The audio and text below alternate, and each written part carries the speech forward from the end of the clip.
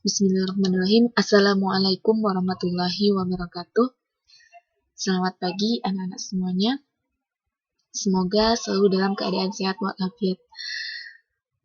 Baiklah, sebelum kita belajar, alangkah baiknya kita berdoa terlebih dahulu. Bismillahirrahmanirrahim. Raditu billahi rabba wa bil islami dina wa bi Muhammadin nabiyya wa rasulah. Rabbi zidni ilma warzuqni fahma.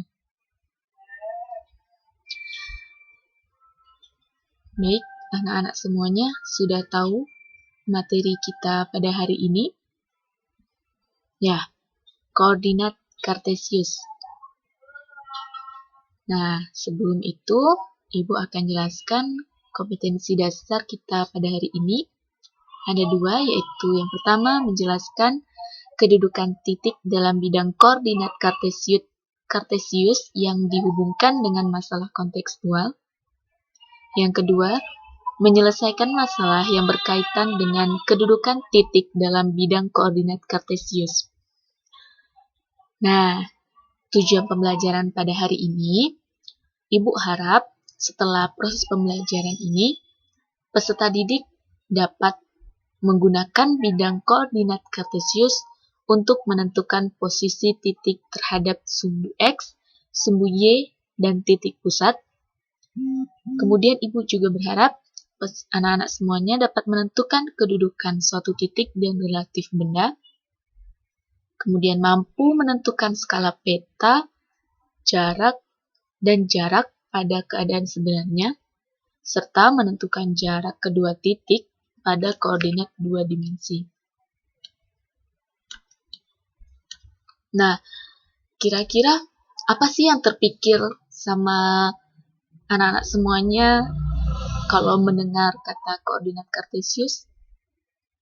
Ya, mesti yang terpikirkan adalah sumbu X dan sumbu Y. Ada titik-titik koordinat. Ya, betul sekali. Jadi,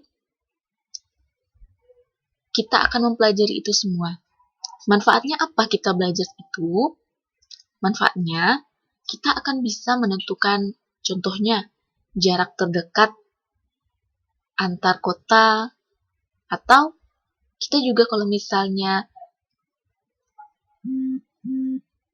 memperkirakan estimasi waktu kita dari perjalanan satu kota ke kota lainnya. Terus contoh lainnya itu seperti kompas. Nah, kompas itu juga menggunakan koordinat Kartesius, ya. Jadi kita di situ sangat banyak manfaat daripada mempelajari koordinat Kartesius. Nah, kata-kata motivasi hari ini Ibu mengambil dari Mahatma Gandhi. Ia mengatakan bahwa hiduplah seakan-akan kau akan mati besok, belajarlah seakan-akan kau akan hidup selamanya. Nah, ini jadi motivasi kita semuanya ya. Jadi tetap belajar sampai akhir hayat ya. Nah, ayo kita masuk ke materi. Yang pertama, sistem koordinat. Sistem koordinat adalah suatu cara untuk menentukan tempat kedudukan suatu titik atau benda, baik pada bidang datar maupun pada ruang.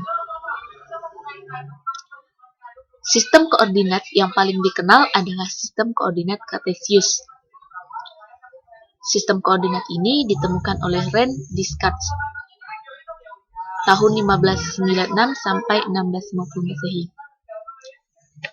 Nah, jadi di sini kita akan pelajari sistem koordinat pada R2 yang ini.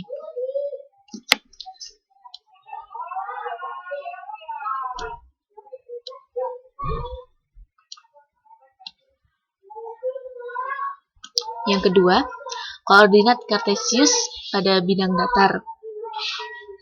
Nah, sebelumnya kita kita ketahui bahwa ada sumbu X, ya, ini sumbu X yang horizontal, sedangkan yang vertikal ini adalah sumbu Y. Ya. Di dalam sini ada 4 kuadran. Dimulai dari sini yang positif semuanya, kuadran 1, kuadran 2, kuadran 3, dan kuadran 4. Ya. Kuadran 1, X dan Y-nya semuanya lebih dari 0.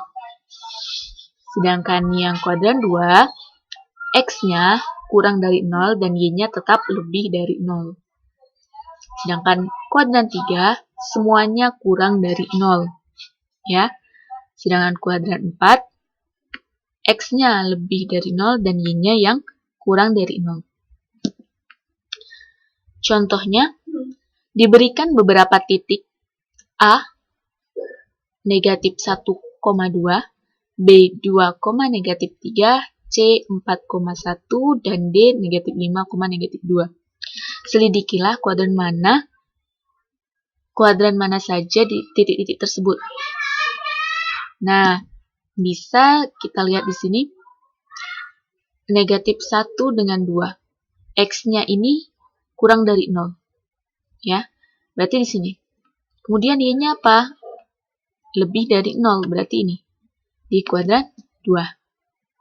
Begitu juga seterusnya. Nah, itu ya.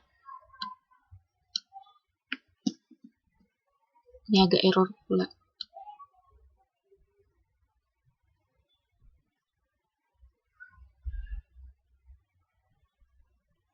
Nah, seperti ini ya. Tadi yang A berada di sini. Gitu juga dengan yang lainnya. C berada di sini, yaitu karena 4,1 tadi. Kemudian yang B 2, negatif 3. Yang D negatif 5, negatif 2. Kita masuki pembahasan yang ketiga, yaitu kedudukan sebuah titik. Koordinat sebuah titik dinyatakan dalam X, Y. Ya, seperti yang atas tadi. Di mana kedudukan koordinat X, Y dapat dianggap sebagai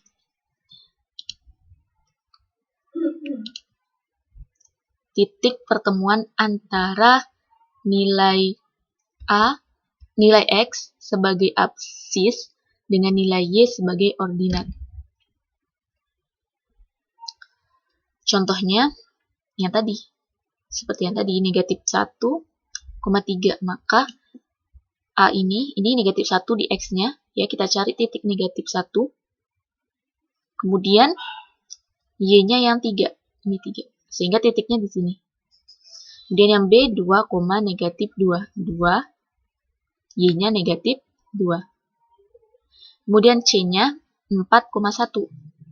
4, X-nya 4, Y-nya 1. Sehingga di sini. Akan lebih mudah bila menggunakan buku yang kotak-kotak itu ya. Kemudian kita masuk ke yang keempat, kedudukan relatif benda. Kedudukan suatu benda akan bersifat relatif ya, ini relatif. Jika dilihat dari titik acuannya. Coba perhatikan bagian berikut. Ini sayangnya ke encode ya.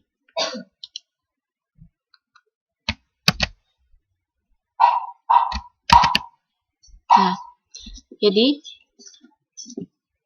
jika titik A sebagai acuannya, maka titik B, C, dan D terletak di sebelah kanan. Jadi, mana dulu acuannya? Jika titik B yang menjadi acuannya, maka titik A di sebelah kiri. Dan titik C dan D di sebelah kanan dari titik B. Jadi, apa titik acuannya gitu? Contohnya, kita misalnya dari Al-Baik ya. Al-Baik itu kita sebagai acuannya. Maka sebelah kanan Al-Baik itu apa? Perumahan Karisma. Ya. Itu dia. Jadi apa yang menjadi acuannya gitu. Kemudian peta. Peta adalah permukaan bumi dengan skala tertentu yang digambarkan pada bidang datar. Fungsi peta salah satunya adalah untuk menunjukkan posisi relatif suatu tempat dan luasnya. Ya, sama kurang lebih dengan yang tadi ini. Contohnya, diketahui sebuah peta memiliki skala 1:250.000. Jika jarak kota A dan B pada peta itu 3 cm, hitunglah jarak kota A dan kota B sebenarnya. Jadi, patokannya ini, ya. Kemudian dia 3 cm di peta. Sedangkan ini 1 ya. Berarti 3 kalinya ini. Ya. Pertama kita cari 1 cm pada peta mewakili 250.000 cm atau setara dengan 2,5 km. Jadi 3 kalinya 2,5 km sama dengan 7,5 km. Ya, jadi seperti itu. Dia berapa di sini, sedangkan dia 3 cm, berarti 3 kali ini. Ya, gitu. Kita lanjut ke yang keenam. Jarak 2 titik pada koordinat 2 dimensi. Rumusnya ini. X2 kurang X1 kuadrat dikurang Y2 kurang Y1 kuadrat. Jadi, ada 2 titik ini. Ya. Kita mau tentukan jarak ini. Ya. Sehingga jaraknya itu adalah X2 dikurang X1, Y2 kurang Y1. Masing-masing dikuadratin ini rumusnya. Kita masuki contoh-contoh soal.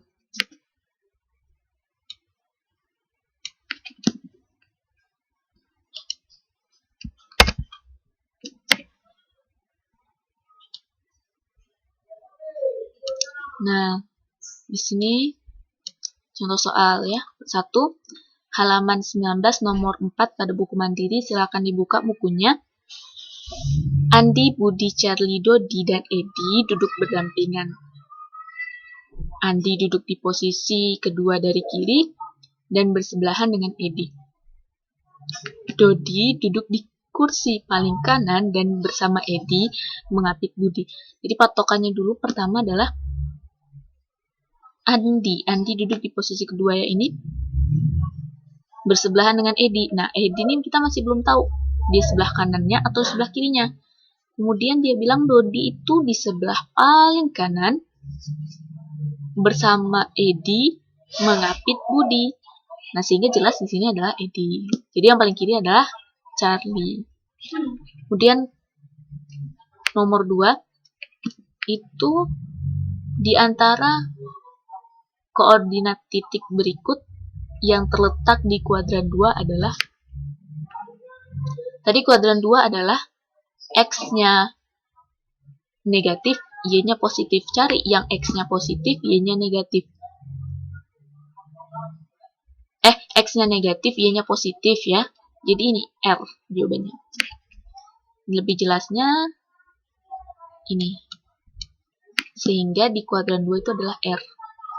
2 negatif 3,2.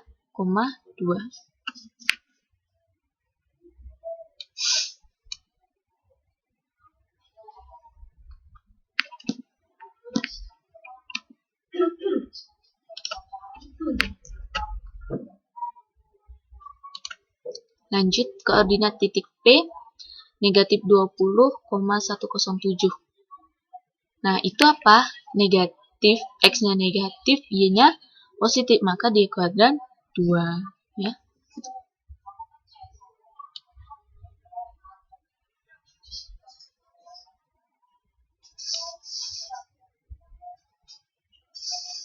Di antara koordinat titik-titik berikut yang tidak sesuai dengan gambar di atas adalah, jadi ini masing-masing titik ini mewakili satu satuan ya. Jadi setelah kita perjelas di sini, sehingga jawabannya itu adalah C, itu N. Maaf, sehingga jawabannya D yang tidak sesuai. Karena negatif 1,0 yang A. itu adalah ini ya. Yang B itu negatif 2,3. Negatif 2,3 itu ini. Kemudian 2, negatif 1. 2, negatif 1 ya. Kemudian 4 dengan 3, ini salah. Seharusnya 3 dengan 4. Begitu juga dengan contoh-contoh soal yang lainnya. Ini semua sudah Ibu lampirkan. Kita masuki contoh soal yang peta tadi ya. Nah, di sini yang sering banyak keluar soalnya. Jarak dua kota sebenarnya adalah 42 km. Jika digambar pada sebuah peta, jaraknya menjadi 3 cm. Skala peta itu adalah, nah dia 42 km, jadinya 3 cm. Kita ini samakan dulu jadi cm. Jadi 4.200.000 cm. Sehingga 3 banding 4.200.000. Kita kecilkan, sama-sama dibagi 3. 3 bagi 3 itu 1, 4.200.000 dibagi 3 itu 1.400.000. Jadi 1 banding 1.400.000 jawabannya. Kemudian jika panjang 2,4 cm pada peta mewakili jarak 12 km, maka skala peta itu adalah, jadi 12 km kita ubah dulu menjadi cm, sehingga jadi 1.200.000 cm. 2,4 cm jadi banding dengan 1.200.000 cm. Ini kan pusing ini karena koma. Kita kalikan dulu aja dengan 10. Jadi 240 kali banding 12 juta. Nah, ini baru bisa dikecilkan. 240 dengan 120. Jadi 2 banding 1. Nolnya ada 5. Jadi 2 banding 100.000. Sama-sama dibagi 2. Sehingga 1 banding 50.000. Seperti itu ya.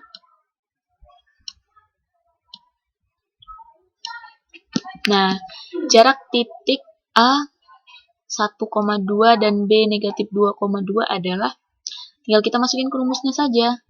Berarti 2 kurang 2, 0 ya. Berarti Y-nya 0 di sini, yang kuadrat. Sehingga sisa negatif 2 dikurang 1. Berarti negatif 3 dikuadratin 9. Akar dari 9 adalah 3.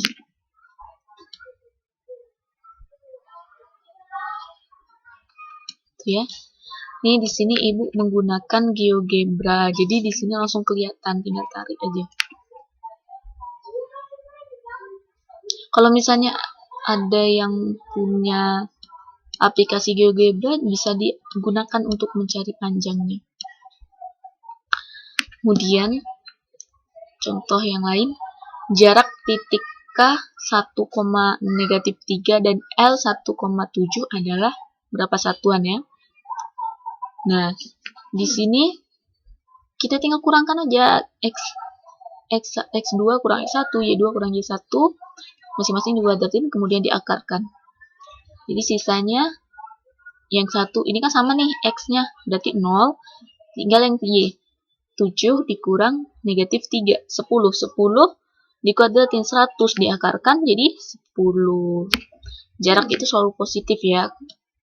Misalnya jarak dari batu 10 ke batu 6 berapa kilometer, kan jelas nggak ada yang negatif gitu ya.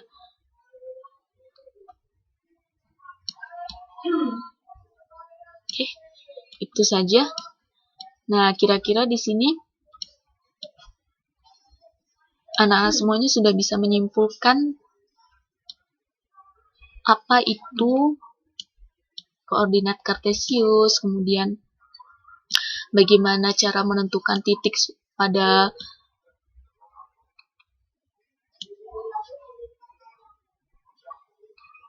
koordinat kartesius ya.